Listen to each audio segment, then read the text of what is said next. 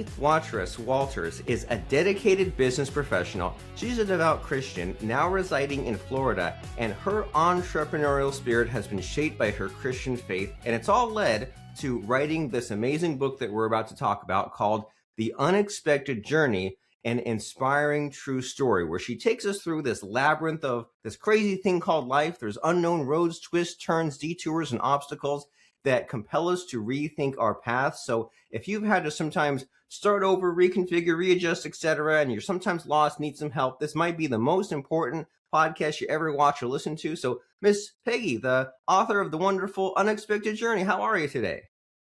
Doing great. And how are you? I'm fabulous, especially now that I get to talk to you and learn some of these secrets of life. So what should we know? What led you to writing this?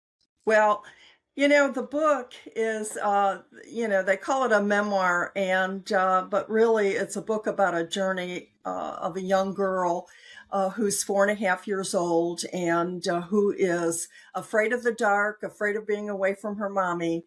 And at that point in her life, she's introduced to Jesus as a friend, and she carries Jesus throughout her life. And, the book shares some of the amazing journeys that she's had with Jesus. So I'm hopeful that the book will convey to the readers and listeners that they're never alone in life. That life is very challenging in general, because we don't have a crystal ball. We don't know, from one day to the next what life brings us. And so we do have insecurities about that and some fears.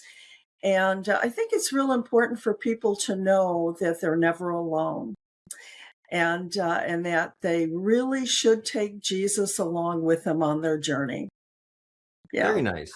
That's a good message, that you're never alone. You have that higher, supreme, greater power. And it's so weird, isn't it, that life has all these weird factors that are pushing us like 4 or 5 different ways, right? There's like that idea Right. that, well, you can only do your best, but you also have free will, and you also have to push yourself, but you should also maybe give yourself a break. And sometimes I drive myself crazy just thinking all this through, right? Like, I don't want to rest on my laurels, but I don't want to be so harsh on myself that I like self-sabotage. And it sounds like you kind of have gone through some similar trials and tribulations, Oh, right? yes.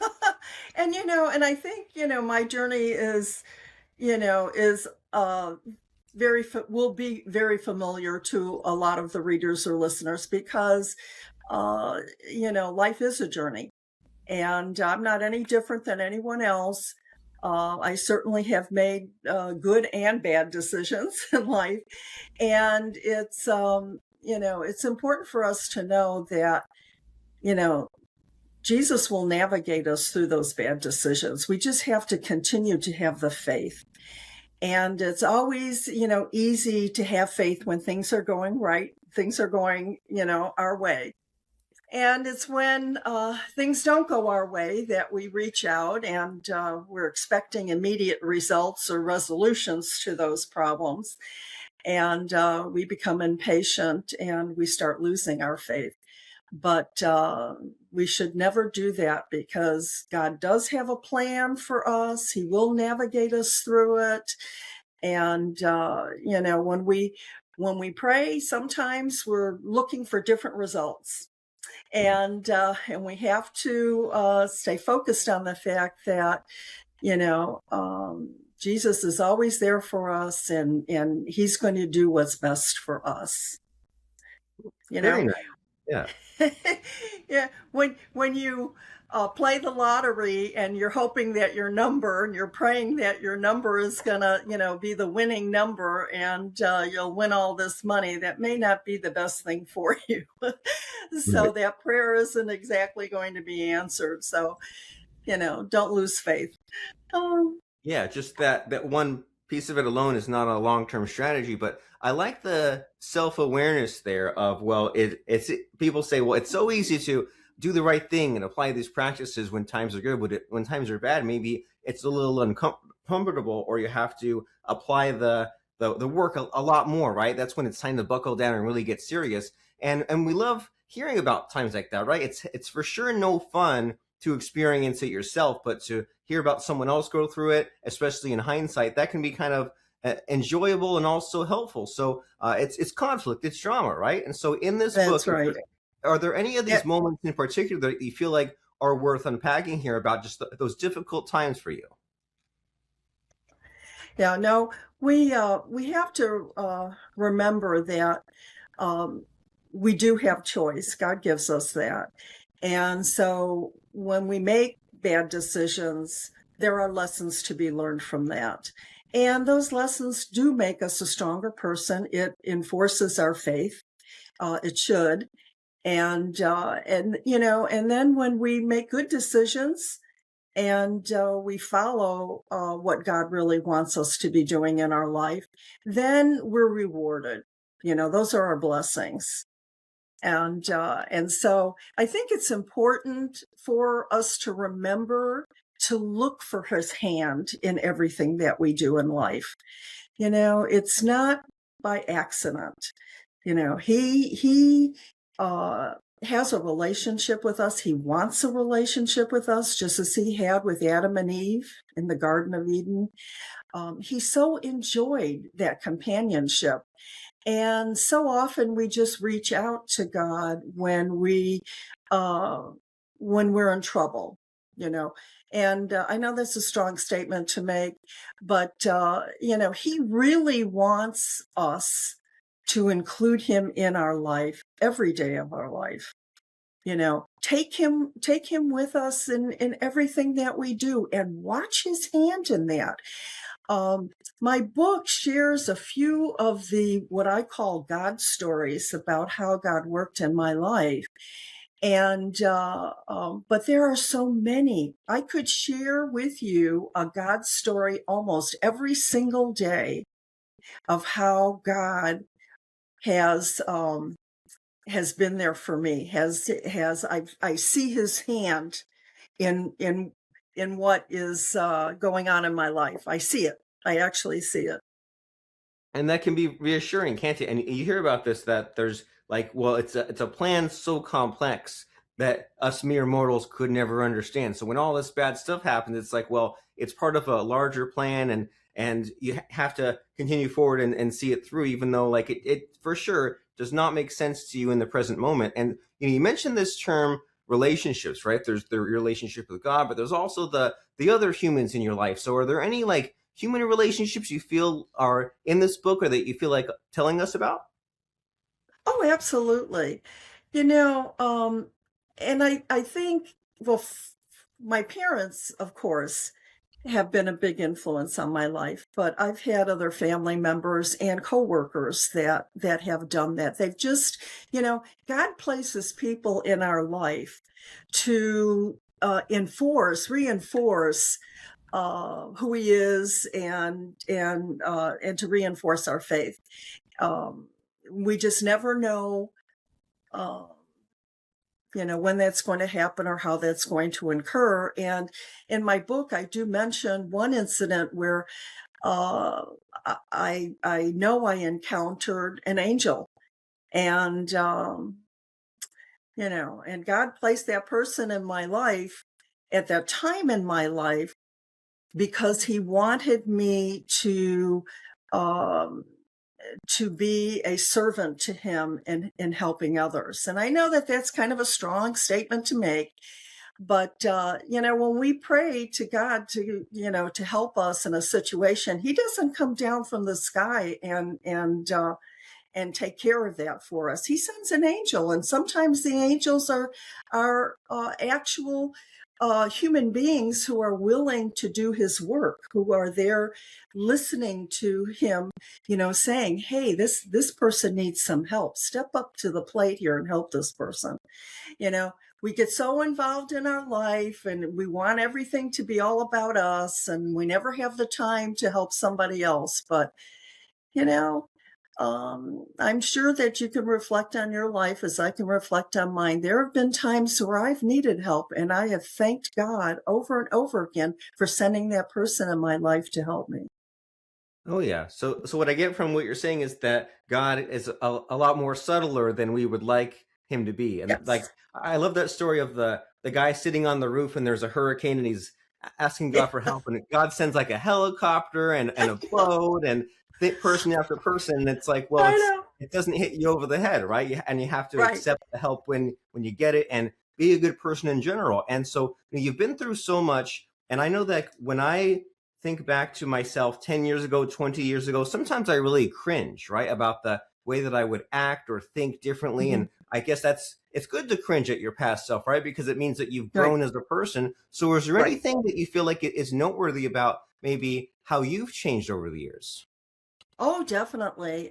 It's You know, when I talk about having Jesus in my life at 4.5 years old, but I kept him as a secret friend. I did not share my relationship with him until I went through a divorce. It was a 23-year relationship, and even my husband at that time did not know that I had this secret relationship with Jesus. We were not church going folks at that time, and you know, and so. Uh, it was it was that devastating thing that happened in my life that took me out of the closet as a believer in Jesus and made me a stronger, bolder person to share. And I think I think so often Christians are afraid to share their faith, to let people know how they feel about their relationship with Christ, because the world isn't a kind world, and very judgmental, very not kind, and and those are the kinds of fears that I'm talking about. In my book, we all have fears and insecurities. And it took that situation, that divorce, for me to become a stronger person and share my faith with Jesus. And it's been a wonderful road ever since I've been able to do that. That's powerful. This idea about fear and embarrassment, and the Yeah, average person stays far away from it, but a lot of what you want in life or what can help you in life is on the other side of that. So it pays to explore that and say, well, why am I fearful of this, or why do I not want to express this? And maybe right, it's a matter of changing some relationships, right? And some people in your life are not serving you, and that could be a spouse or a longtime friend, and maybe it's time to get new friends or meet new people, or just like ask ourselves some of these better questions. And so you'd answer on all these different topics. And I know that it's hard to like summarize a whole book in just a quick conversation like this, but Mhm. do you think, is there like a really helpful point of any kind that you think we could mention about the Mhm. book on today's show? I would just say, uh, take Jesus with you everywhere you go. Truly do that. Um, make him a part of your life every day, every minute of your day. You will see his hand in everything that you do.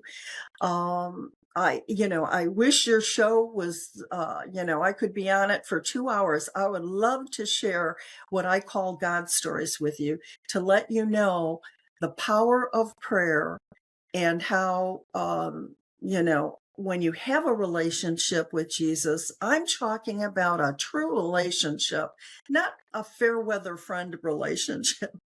I'm talking about an everyday relationship. Just bring him with you. Talk to him like he's an ordinary people throughout your day. And you will be amazed. You will just simply be amazed at how um, he works in your life. Truly amazed.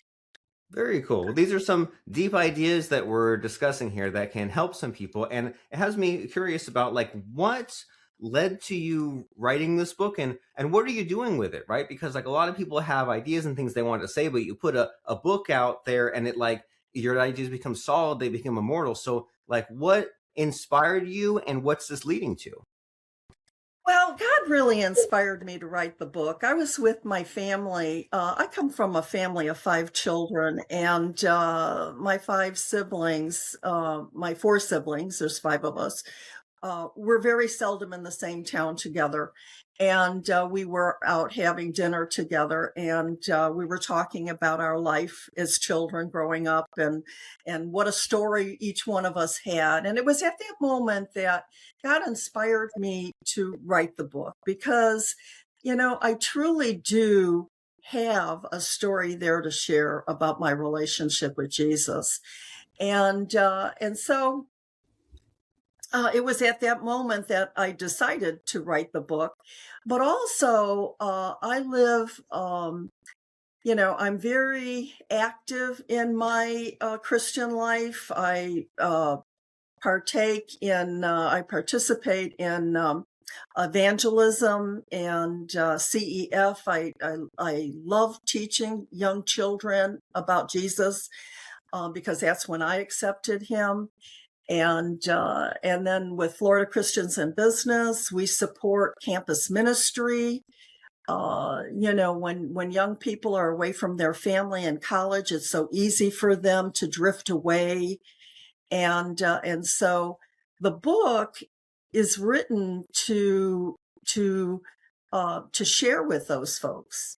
That book is such an easy to read book that it'll only take you an hour or an hour and a half. It's a short book. It'll only take you about an hour and a half to read, and it'll inspire young people especially, but it can inspire all of us. Yeah. It's an inspiring little book. Yeah. Wonderful. Well, there's no downside to reading, right? They say knowledge is power, and it's if you're just closed-minded and you're stuck in your bubble, then that's no fun. You can't really grow and evolve that way. And it's good to have this awareness about some of these organizations that you mentioned, right? For the young kids and for the college kids, that it's not just a matter of like, oh, I'll get to church once a week when I feel like it, or I'll be that fair weather friend to God, and I'll just be when I need something, then I'll go. It's like, well, hey, it's important to have these friends and relationships, and know that these organizations exist, right? And so you're bringing some awareness and insight to these sorts of things. And so we've jumped around all kinds of fascinating topics, but since you're the star of the show, Miss Peggy, in these final minutes of our conversation, what do you think might be the missing question in our conversation that I should ask you? I just don't know to ask you.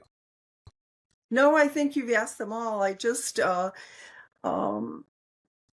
I just want to share with the readers and listeners that you need to take Jesus with you. I can't express that enough. It's easy for us to get involved in our own lives, and because we do live busy lives. But take the time to have a relationship with Jesus. He wants it so desperately, to be with us and to help us. He knows how difficult this world is. And, and there's no reason for us to be living our lives without him. Reach out, take him along for the ride.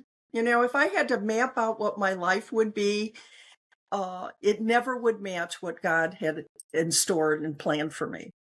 It never would have matched. And that's what makes it fun, right? It's like you read a book, or you watch a movie, or you get into a conversation, and there's some unexpectedness. And if you knew how it ended, well, that would just be the dullest experience imaginable. So we want to have fun on this journey of life because it is limited. And we've been speaking with Miss Peggy Watrous Walters, who is the author of The Unexpected Journey, an Inspiring True Story. And if someone says, oh my gosh, Peggy, I'm amazed, and I want to find out more about you and read your book, where should they go? Well, the book is available on Amazon and Barnes and Noble and some of the other, resources out there to purchase the book. You can certainly get it. There's a link on my website, www.theunexpectedjourney.pww.com. All right. The Unexpected Journey, pww.com, where you can read about the book, about Peggy, and then find those links to get on her mailing list, but also go and get the book on Amazon, Barnes & Noble, and those places that she mentioned. And this book, as we said, is called The Unexpected Journey, an Inspiring True Story, and it offers an uplifting look at how faith can shape, strengthen, and sustain us through every stage of life. And we are here to read it and be inspired, moved, and transformed as you set off on this unexpected journey. It's a book that will serve as your guide, companion, and your source of inspiration in the journey of life. That's The Unexpected Journey, pww.com. And before I let you go, Miss Peggy, you're a woman of many words, right? You've written a book, you have things to say, and it's time to maybe put you on the spot a little bit and ask about a fun or interesting quote or lesson that has served you, keeping in mind that I'm just surprising you with this. So what comes to Right. mind as far as a fun or interesting quote or lesson that you think might help us? Okay. I would say that faith doesn't erase fear. Faith walks through it with purpose. Very nice. It's a wonderful message, and it's a nice taste of this amazing book that you've written. So if we need this extra love and guidance from God, even in these unexpected circumstances, check this out. It's The Unexpected Journey, an Inspiring True Story by Peggy Watrous Walters. The Unexpected Journey, pww.com. Go run, don't walk, and get it. And you'll be glad you did. You'll feel better. You learn a few things, and you'll have this additional assistance on this crazy journey of life. So thanks, Peggy, for Thank you. being here and helping us out today. Yeah. Thank you very much. Thank you.